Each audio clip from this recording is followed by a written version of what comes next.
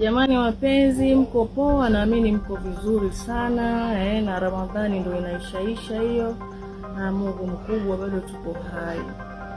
Watu wameumia kulingana na maneno ya Dudu Baya, na wengine wamefurahi sana tu, lakini kikubwa kwamba Tanzania nzima mnanijua. Yaani hilo jina la ombaomba ndio jina langu la kisha. Na Stara Juma nimepewa na wazazi wangu, jina la ombaomba nimepewa na walimwengu. Sikatai, nalipokea kwa mikono miwili. Sikatai kwamba naomba, ni kweli naomba. Na nilikuja kwenu kueleza shida yangu ya ugonjwa. Wapo Tanzania ambao walinisaidia na wapo wengine waliongea sana, lakini kikubwa tu ninawashukuru. Hakuna mtu mgeni na hilo jina kwangu mimi. Hilo jina ninalipokea kwa mikono miwili, na ninakushukuru sana sana Dudu Baya.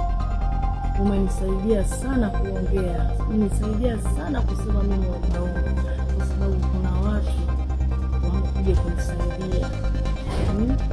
Umenisaidia mwenzangu, umenisaidia daftari, vitu vingine vidogo vidogo, vitu ambavyo hata sikutegemea kwa mwezi huu, lakini nimepata msaada kwa ajili yako tu. Wewe kutamka maneno mimi ombaomba, umenisaidia kikubwa. Tatizo moja tu, ulisahau kuweka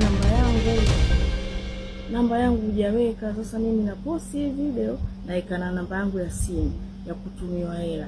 Wewe chukua, watumie hao watu wako ambao umeshirikiana nao kusema ombaomba, ili nipate zaidi. Alafu kingine cha ubora na umaarifa, usimalize mara moja, urudie kama mara 3 hivi. Yaani usiongee mara moja, rudia tena ili nipate zaidi, kwa sababu bado natumia dawa.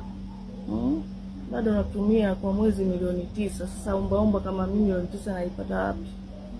Lakini wewe unaweza kuipata.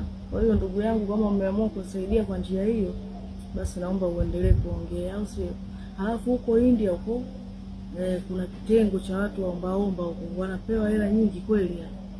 Ikiwezekana nifanyie mpango, wape hata namba yangu.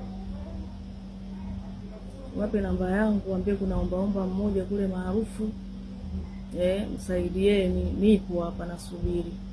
Ila nakushukuru sana Dudu Baya, umetisha sana.